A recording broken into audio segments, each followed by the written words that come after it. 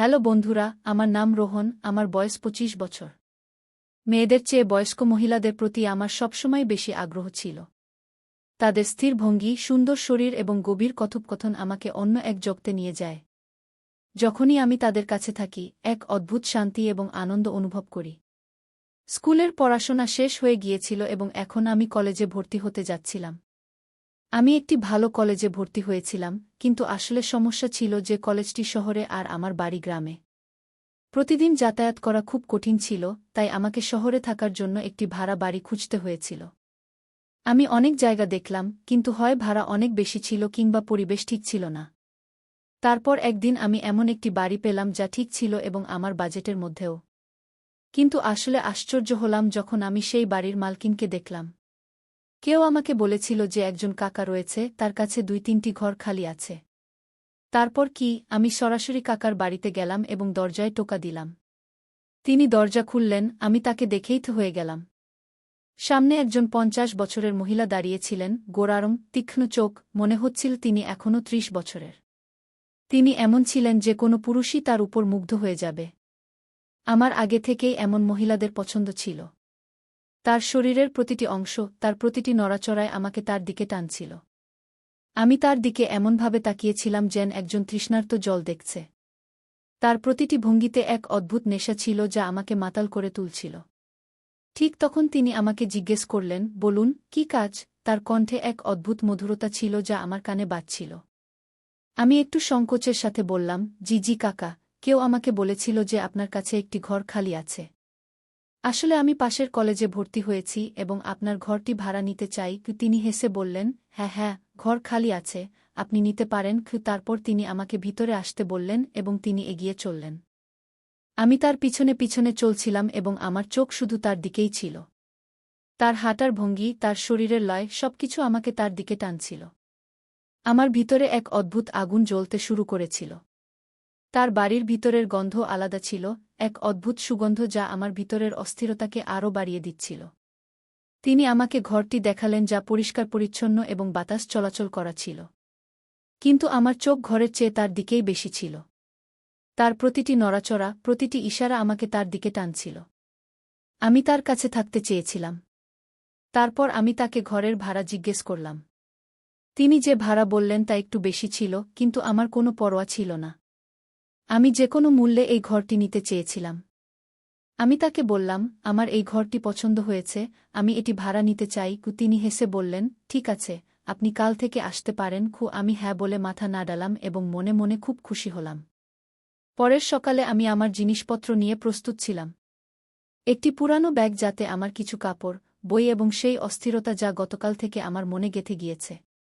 কাকা, তার মুখ, তার হাসি এবং সেই ভঙ্গি আমার মনে বারবার ভেসে উঠছিল।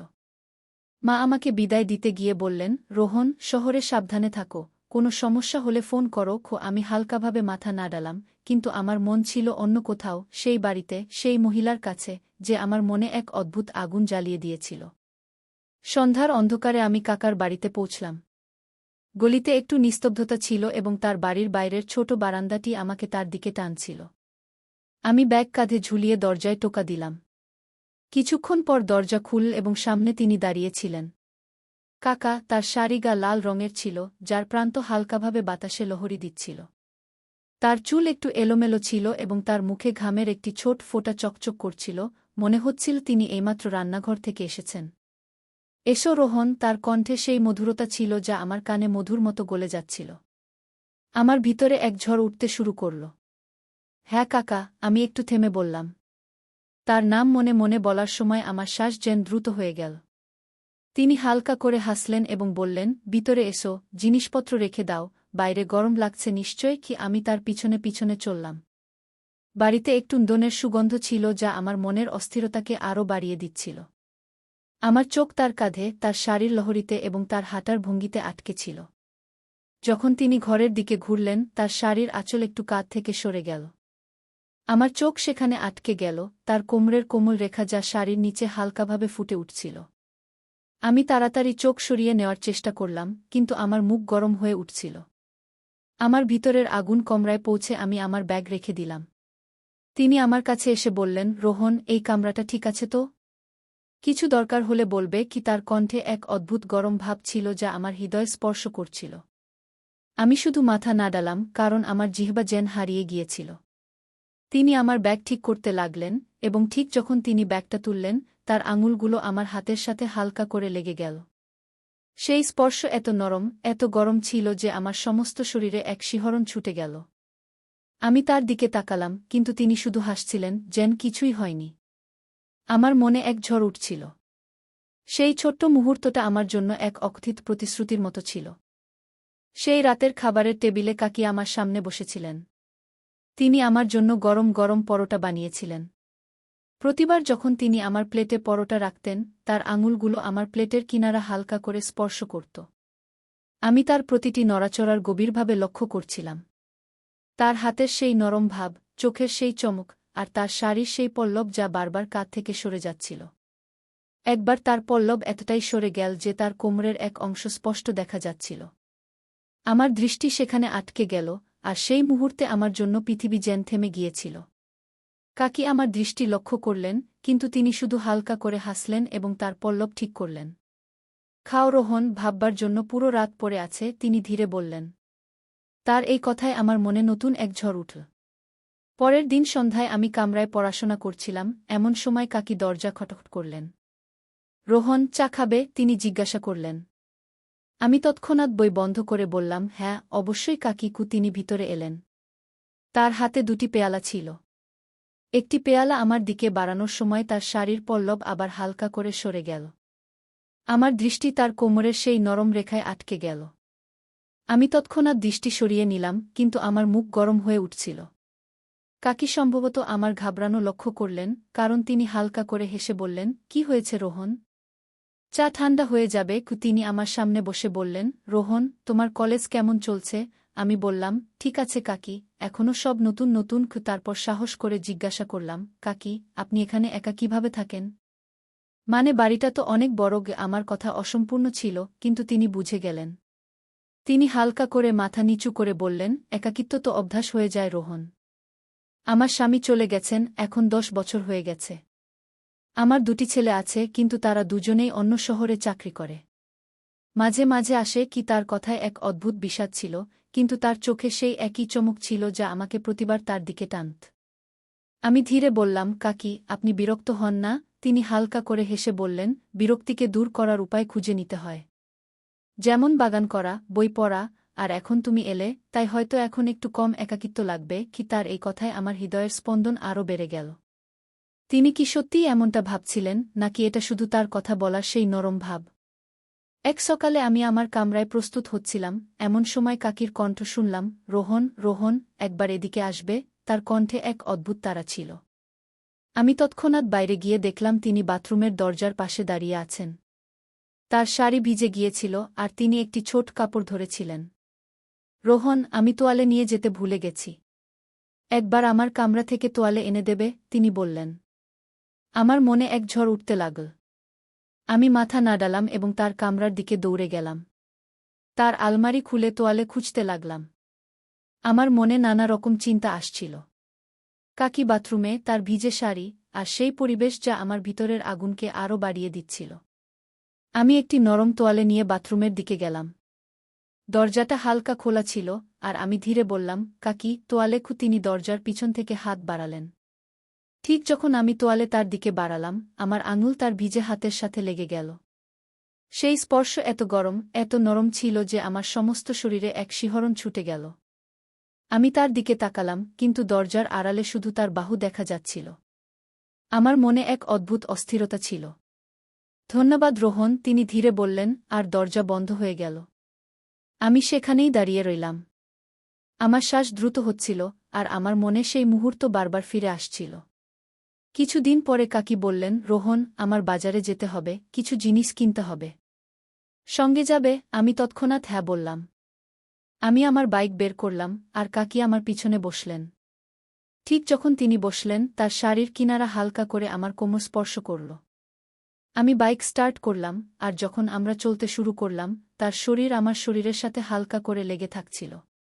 তার শ্বাস আমার কাঁধের কাছাকাছি ছিল, আর তার আঙুলগুলো আমার কোমরের হালকা করে ঠেকেছিল। আমার জন্য সেই মুহূর্তে রাস্তা, গাড়ি আর দুনিয়া গায়েব হয়ে গিয়েছিল। বাজারে ভিড় ছিল এবং কাকি আমার এত কাছে হাঁটছিলেন যে তার শাড়ির পল্লু বারবার আমার কাঁধে ছুঁয়ে যাচ্ছিল। একবার যখন ভিড়ে ধাক্কাধাক্কি হল, কাকির হাত আমার হাতে লেগে গেল। আমি তৎক্ষণাৎ তার হাত ধরে ফেললাম যাতে তিনি সামলে উঠতে পারেন। তার আঙুলগুলি আমার হাতের তালুতে রয়ে গেল এবং আমার জন্য সেই মুহূর্তে ভিড় গায়েব হয়ে গেল। সাবধান কাকি, আমি বললাম, কিন্তু আমার কণ্ঠে এক অদ্ভুত কম্পন ছিল। তিনি হালকা করে হেসে বললেন, তুমি তো রোহন, আমার কি ভয়? তার এই কথায় আমার হৃদয়ের স্পন্দন আরও বেড়ে গেল। কাকি একটি দোকানে দাঁড়িয়ে কিছু সাজসজ্জার জিনিস দেখতে লাগলেন। তার শাড়ির পল্লু আবার সরে গেল এবং আমার দৃষ্টি তার কোমরের সেই নরম রেখায় আটকে গেল। আমি তৎক্ষণাৎ দৃষ্টি সরিয়ে নিলাম, কিন্তু কাকি সম্ভবত আমার অস্বস্তি লক্ষ্য করলেন। রোহন, এটা কেমন? তিনি জিজ্ঞাসা করলেন, তার চোখে এক শরারতি চমক ছিল। আমি হালকা করে হেসে বললাম, আপনি যা বেছে নেবেন তা সুন্দরই হবে। কাকিকু তিনি হেসে বললেন, তুমিও কিছু বেছে নাও, বাড়ি তো তোমারও। কি তার এই কথায় আমার মনে এক নতুন উষ্ণতা ভরে গেল। বাজারের সেই হাঁটায় আমার মনে এক নতুন ঝড় তুলে দিয়েছিল।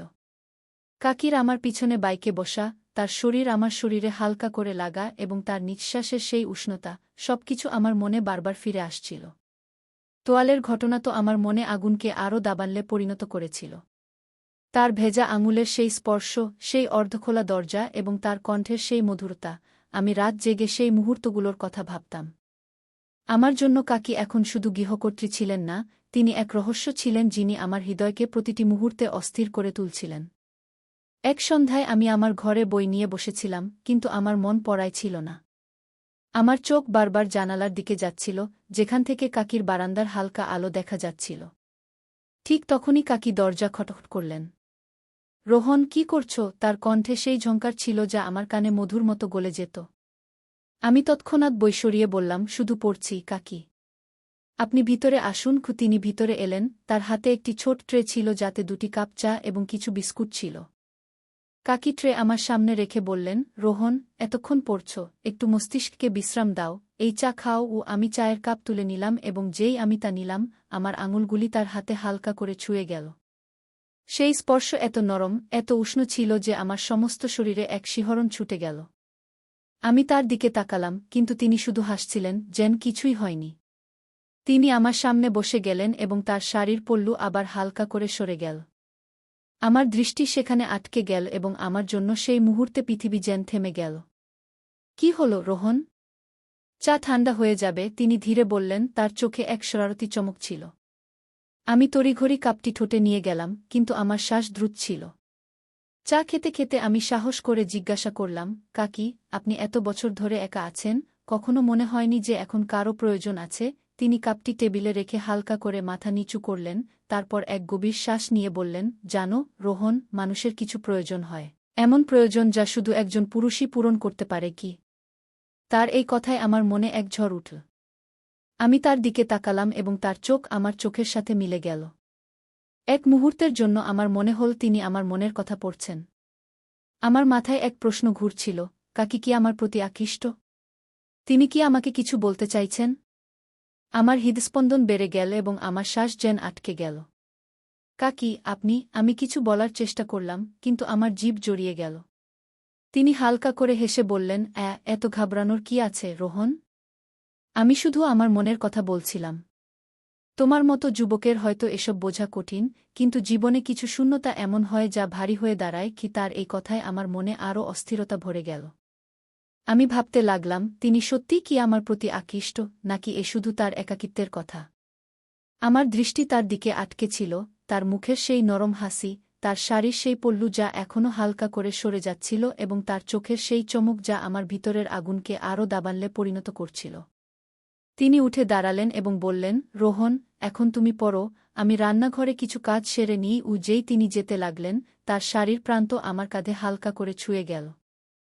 আমি সেখানেই থেমে গেলাম, আমার শ্বাস দ্রুত ছিল এবং আমার মনে সেই মুহূর্ত বারবার ফিরে আসছিল। কাকির সেই কথা, তার প্রয়োজন, তার একাকিত্ব, সবকিছু আমার মনে গুঞ্জরিত হচ্ছিল। আমাকে ডাকলেন, কাকি, রোহন, একটু রান্নাঘরে আসো, কিছু সাহায্য চাই। আমি তৎক্ষণাৎ তার কাছে গেলাম। রান্নাঘরটি ছোট ছিল, আর তিনি একটি উঁচু আলমারি থেকে মশলার ডিব্বা বের করার চেষ্টা করছিলেন। তার শাড়ির পল্লব একটু সরে গিয়েছিল, আর আমার চোখ আটকে গেল তার কোমরের সেই কোমল রেখায়। আমি তাড়াতাড়ি দৃষ্টি সরিয়ে নেওয়ার চেষ্টা করলাম। রোহন, এই ডিব্বাটা বের করে দাও, তিনি বললেন। আমি তার কাছে গেলাম, আর ঠিক যখন ডিব্বা বের করার জন্য হাত বাড়ালাম, আমার কাঁধ তার কাঁধের সাথে হালকা করে লেগে গেল। তার নিঃশ্বাস আমার মুখের এত কাছে ছিল যে আমার হৃদস্পন্দন বেড়ে গেল। আমি ডিব্বাটা বের করে তার দিকে বাড়িয়ে দিলাম। যখন তিনি ডিব্বাটা নিলেন, তার আঙুলগুলো আমার হাতকে স্পর্শ করল। সেই স্পর্শ এত গরম, এত কোমল ছিল যে আমার সমস্ত শরীরে এক শিহরণ ছড়িয়ে গেল। ধন্যবাদ, রোহন, তিনি মৃদুভাবে বললেন, আর তার চোখে ছিল এক অদ্ভুত দীপ্তি। আমি হালকা করে মাথা নাড়ালাম, কিন্তু আমার দৃষ্টি তার দিকেই আটকে ছিল। তার মুখের উপর ঘামের সেই ছোট্ট ফোঁটা, তার শাড়ির সেই পল্লব যা এখনও একটু সরে যাচ্ছিল, আর তার নিঃশ্বাসের সেই উষ্ণতা যা আমাকে তার দিকে টানছিল। কাকি, আপনি খুব ভালো রান্না করেন, আমি কিছু বলার চেষ্টা করলাম, কিন্তু আমার কণ্ঠে ছিল এক অদ্ভুত কাঁপুনি। তিনি হেসে বললেন, শুধু এতটুকু প্রশংসা? কখনো তুমিও কিছু বানিয়ে দেখাও। রোহন কি তার এই কথা পরিবেশকে হালকা করে দিল, কিন্তু আমার মনে সেই মুহূর্ত বারবার ফিরে আসছিল। কাকির সেই কথা, তার প্রয়োজন, তার একাকিত্ব। আমার মাথায় গুঞ্জরিত হচ্ছিল। আমি ভাবতে শুরু করলাম, হয়তো কাকি আমাকে আরও কিছু ইঙ্গিত দিচ্ছেন। তো বন্ধুরা, এই গল্পটি অনেক লম্বা, তাই গল্পের পরবর্তী অংশ আগামীকাল নিয়ে আসব। এই গল্পে আর কি কি ঘটে তা আমি পরবর্তী অংশে বলব। তাই আমাদের চ্যানেলটি সাবস্ক্রাইব করতে ভুলবেন না, আর ভিডিওটি লাইকও করবেন। ধন্যবাদ।